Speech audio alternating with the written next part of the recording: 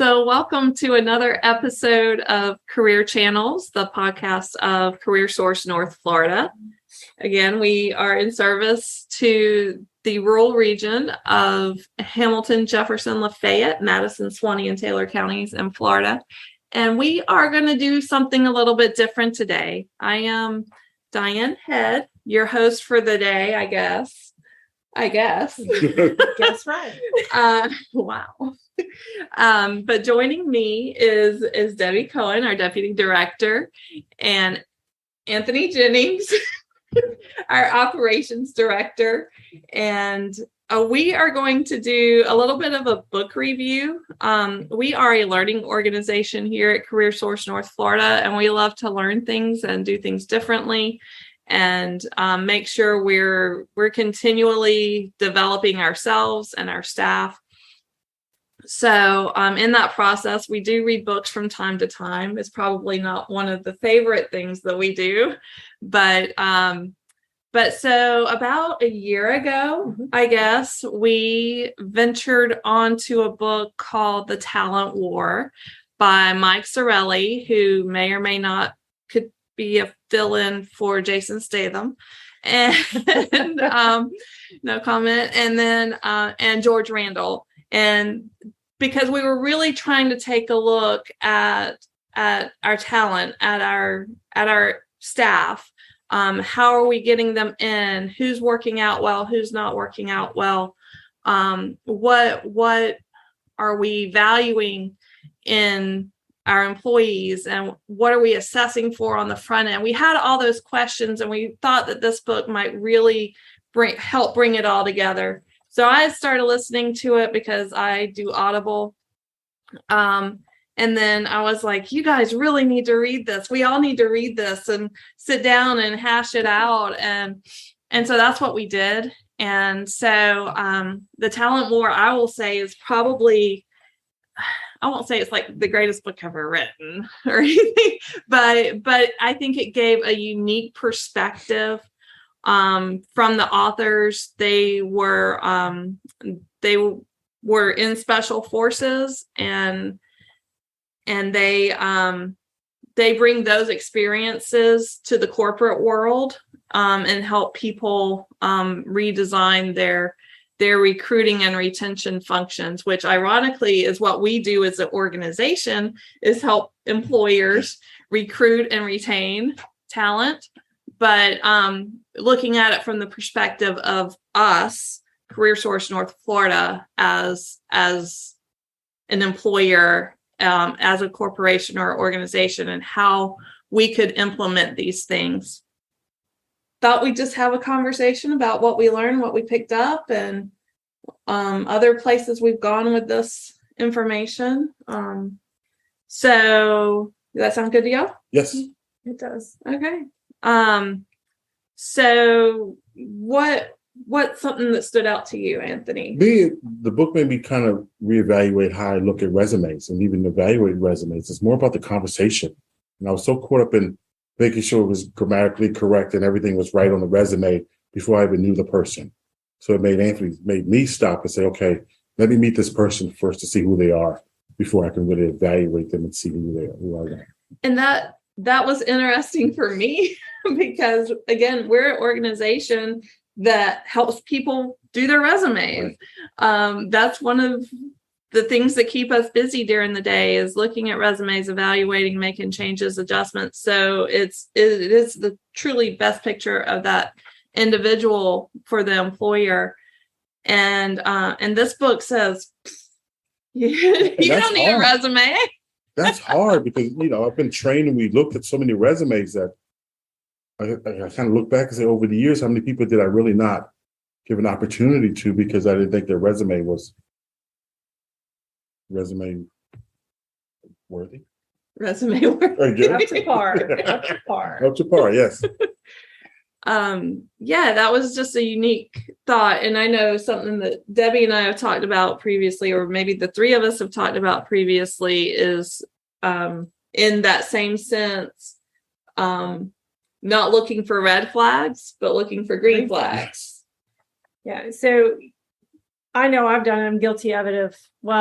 nope, nope, nope. Looking at a resume, nope, nope, nope. On to the next one. And then we've now slowed down and done okay, so where's the green? What opens the door so they might be a good candidate to work with CareerSource North Florida? How do we build that talent pool? And we've changed our questionnaire, how we ask questions. We've gone from sitting panel to walking them around the space and then just doing a conversation. We do go over rules, but that might happen a little later in the interview. It could be the first thing in the interview. It just depends upon the person when we're talking to them, how they feel. But I think we've had some better interactions with our prospects. I think even our steps, even at the process that we changed our steps to our interview process, the telephone, so that's given us a chance to actually reach out to them and for them to tell their story or tell their journey, and then bring them in one-on-one or bring them in and talk to them and show them around. It gave us a chance to see the customer in a different aspect versus that 30 minutes in your face and then make a decision after 30 minutes. It's going to be difficult. So they use this mantra throughout the book: hire for character and train for skill. So hire for character being the acquisition portion and training for skill, the development portion. And so you commit to bringing someone in who may be not fit the mold exactly. But you commit the time to help. I don't even want to say helping them fit the mold, because we want them to break the mold. We want them to do something different and be something better and take our organization to another level.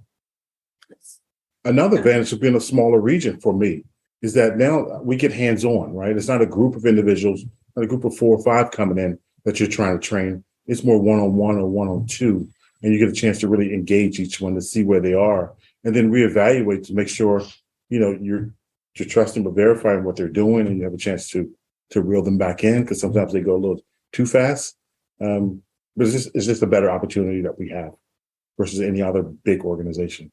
One of those things we did to change how we develop our staff is implementing our own apprenticeship here at CareerSource North Florida. We're actually registered apprenticeship sponsors, and our career development staff move from a level 1 to a level 2 to a level 3 through the apprenticeship process. And then after they've completed the apprenticeship, can choose to go up to a level 4 beyond that, even to be that true journeyman. And so we really are committing to 3 years of training staff who come in. And that's a huge commitment for any organization, especially one that's as flat as we are, as efficient as we are. So I know one of the first things that we did after we read the book was they say that there's 9 traits that you want in every employee. And I might be, again, it's been over a year since I've read it. So forgive me for lacking some of the specific language, but there's 9 traits that you want every employee to have. And then we went in and evaluated what 4 or 5 traits we thought would best relate to staff that we want working with us. So the 9 traits were drive, resiliency, adaptability, humility, integrity, effective intelligence, team ability, curiosity, and emotional strength. And I think we all agree that they are all super important, hyper important. So, and we all know what our 4 are. I think we determined that there was one that was non-negotiable whatsoever, which was integrity. That's just a have to. There's no ifs, ands, or buts. That's just, we don't go anywhere else. We'll stop right there. We'll push the button right there, stop the line, if integrity is not being displayed. So I know back in December when we brought all staff in we do biannual review. Is that semi-annual? That's semi-annual reviews. We showed them the list and we said, what do you think's important? Pick 3 or 4 that you think's important for an employee here to have. And they all did a pretty good job, I thought. And we kind of averaged those out. We of course had our input too, but so what was one that we picked, Anthony? Adaptability, which is, I think it's important because each day each customer comes in, you have to readjust. And every person is not the same. Every day is not the same. So how well do you adjust from one customer to the next and not carry that extra baggage over, or carry that tension that you had with the first customer over, and be able to release it and adjust from different programs as well. We have staff who are cross-trained and everything. Mm-hmm. So when individuals come in, they have to put on their reemployment hat or their ID.me hat, or have to put in their SNAP, WIOA, different types of programs that they have to work. So each day is changing. So how well do they adapt? And how often do we get changes or things change at the state level or the federal level that we have to implement? It's an ongoing process. Or how often do y'all walk in and Diane's got a crazy wild hair for the day and says, hey, let's do things this way? That never happens.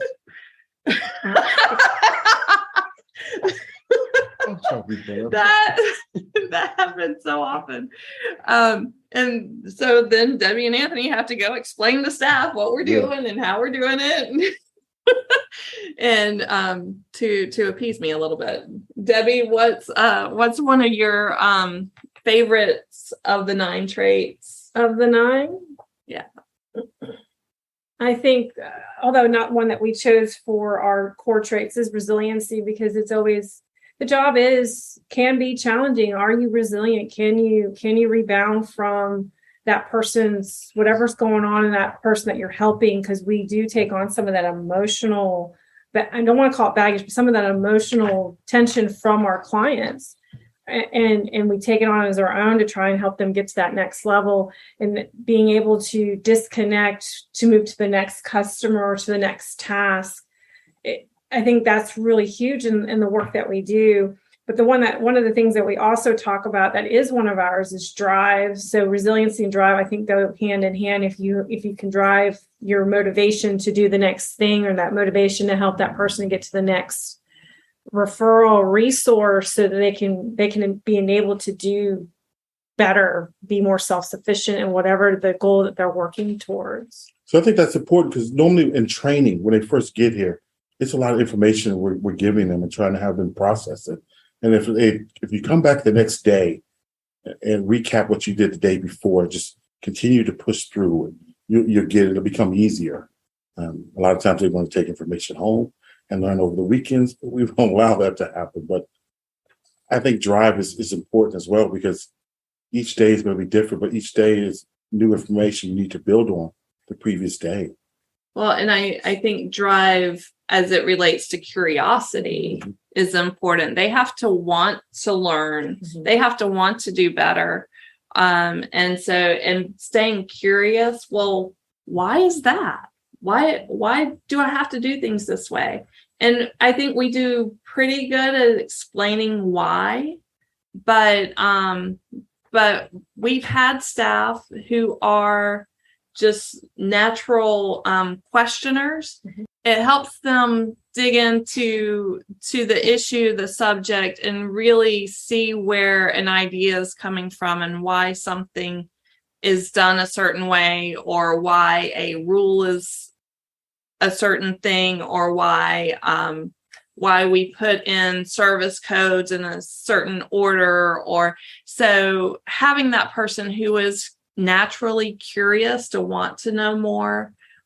Even on business services side, I want my business services team to dig and learn more about a company, about an industry, and that there has to be a natural sense of curiosity. You just can't say, well, it is what it is.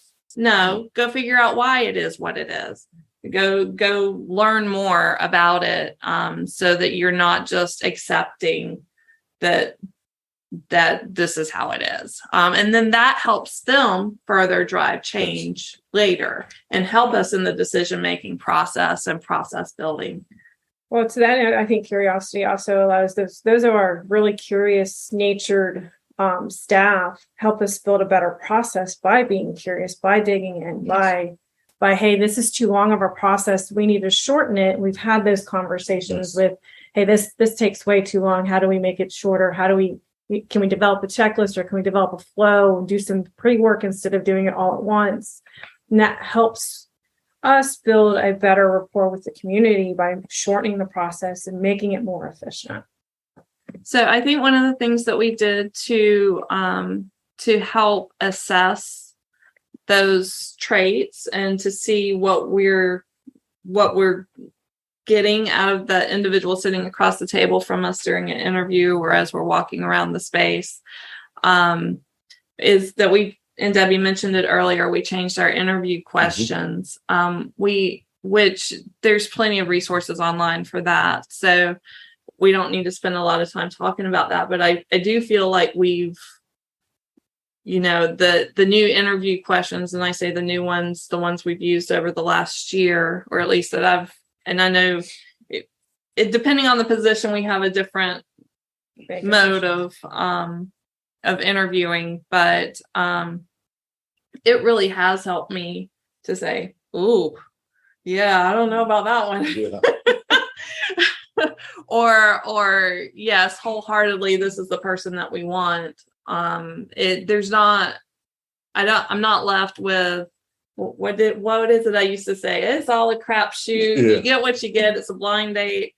It's not that anymore. I feel like if we can hire for these character traits, then we can develop the talent. Now I will say there's some things that we can't develop the talent for. We're just not staffed that way.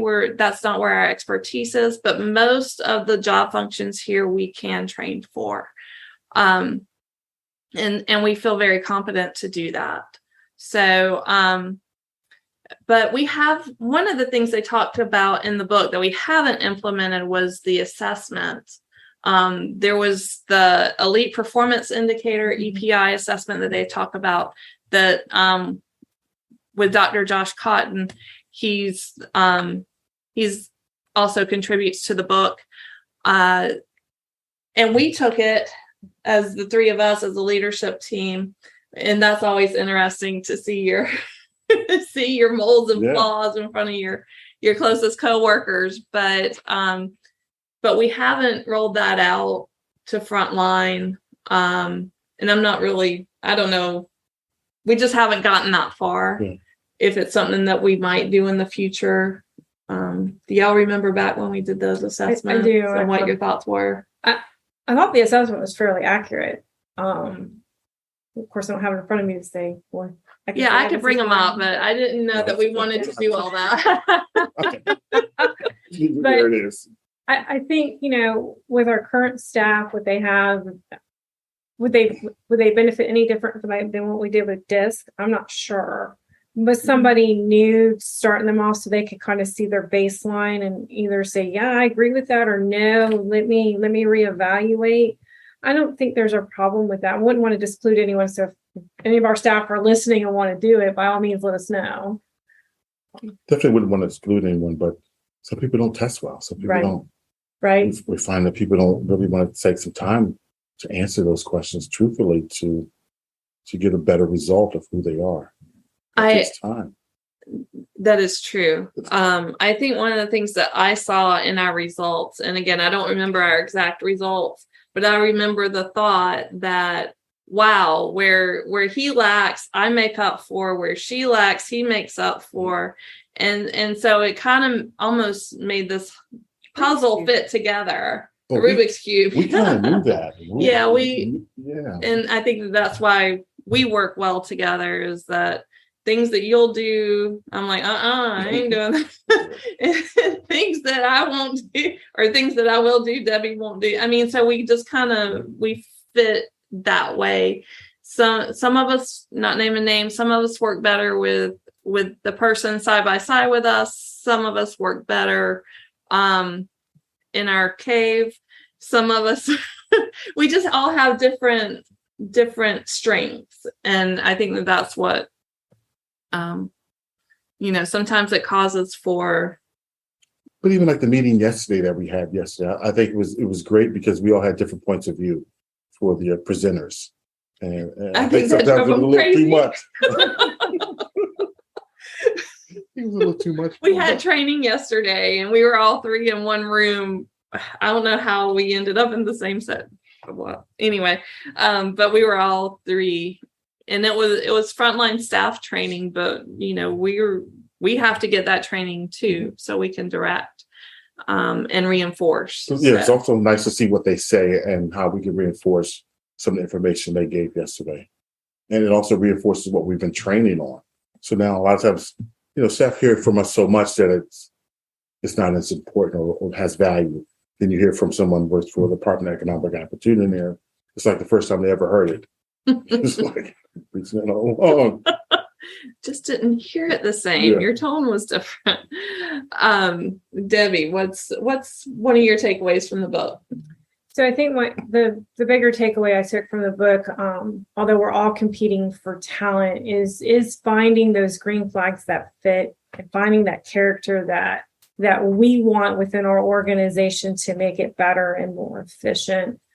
And that led me to a different book. So we read Talent War, and then I jumped into Extreme Ownership, and that's where I've got a lot of my focus right now. I'm not going to jump into those bylines there, but it's a great way to grow an organization and have some open-mindedness and some open dialogue with what we're looking for and making those changes to bring in better candidates and look for candidates in a different way.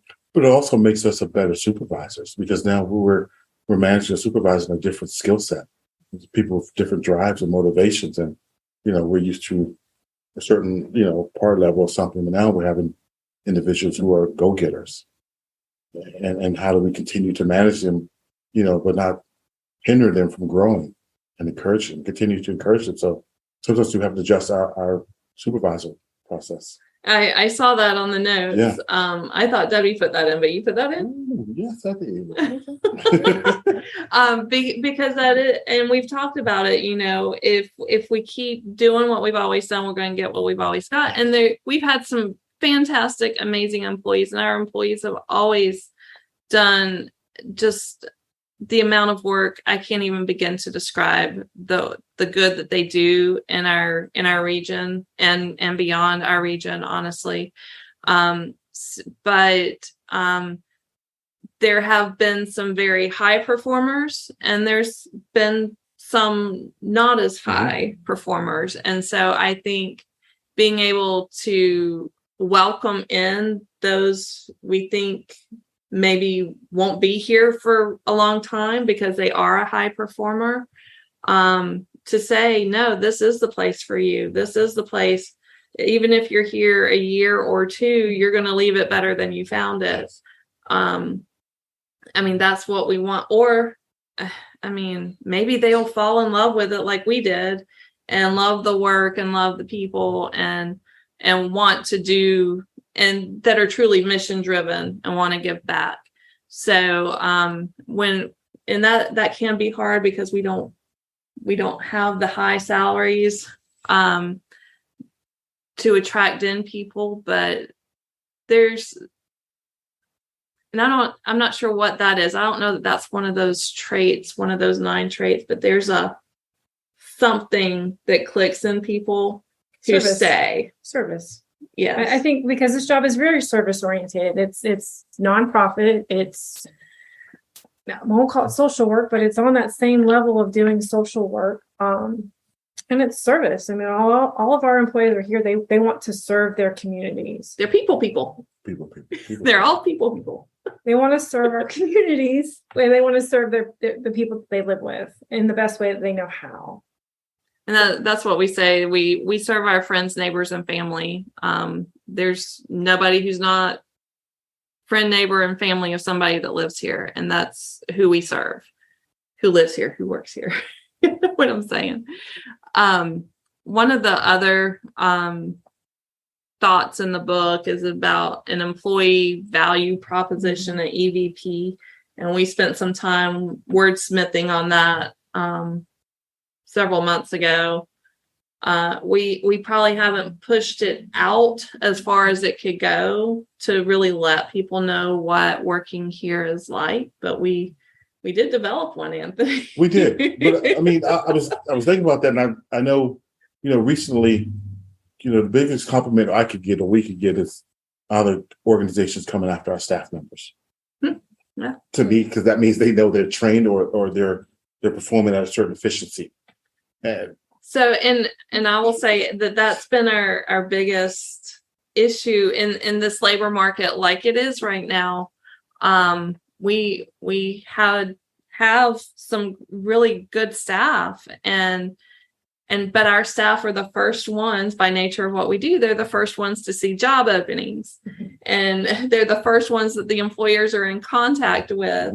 And so again, in this labor market, where there's just so much demand, at the chance that employer could hire in the person that they've been working hand in hand with.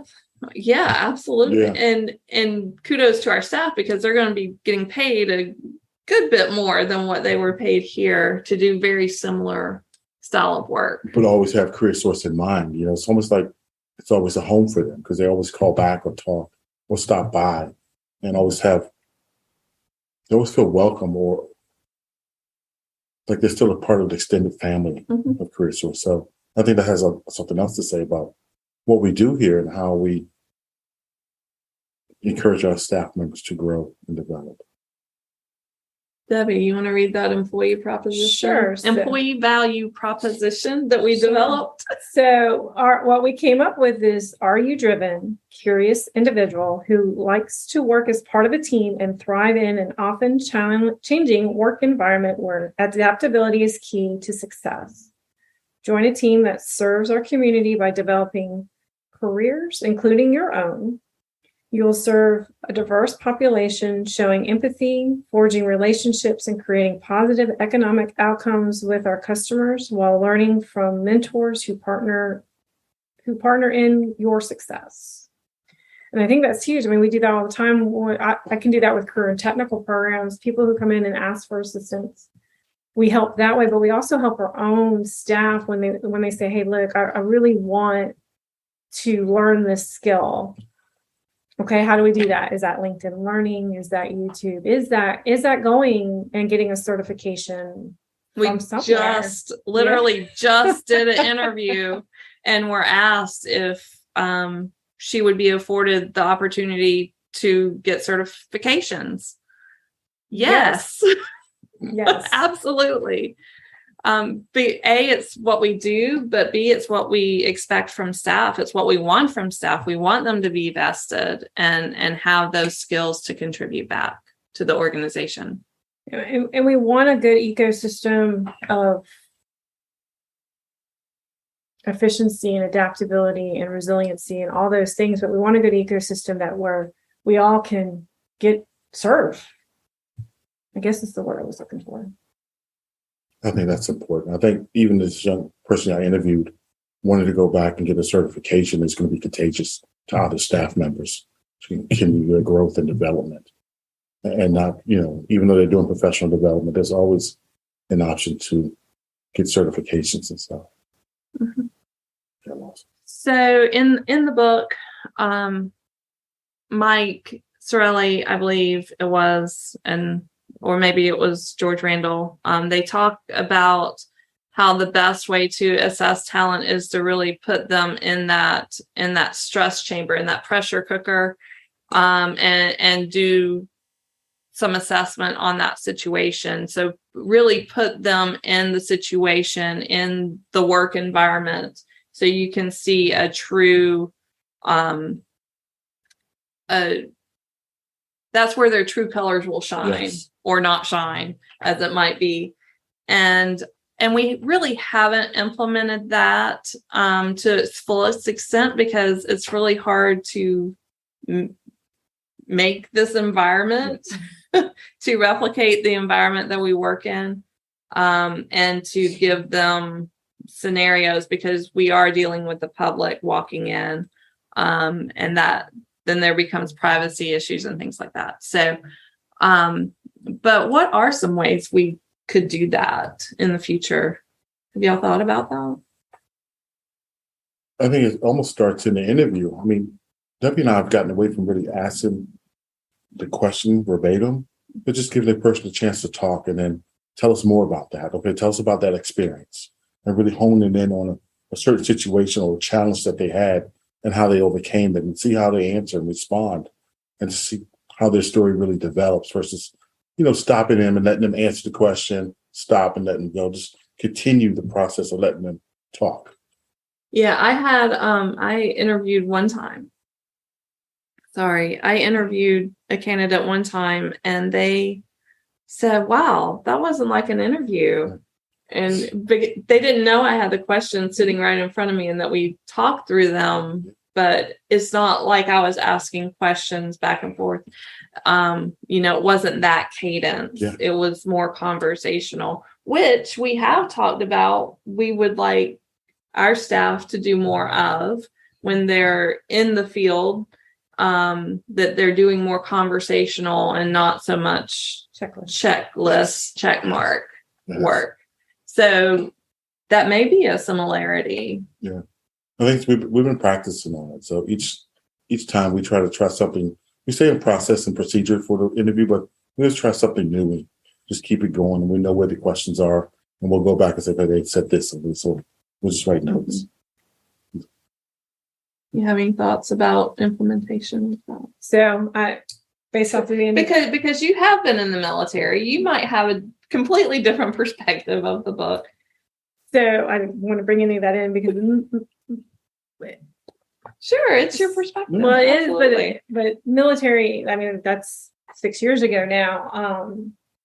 The stressors that we learn in the military, so you do firefighting, you prep and you train to fight, you fight to train. Well, it's the same thing here, just different terminology. You train to serve, you serve to train. We talked to who we were interviewing earlier today, brought up a great point of, do you guys have learning labs? Do you have simulations? And I think that might be a great thing to implement. It does take time to put that together, but I think that would be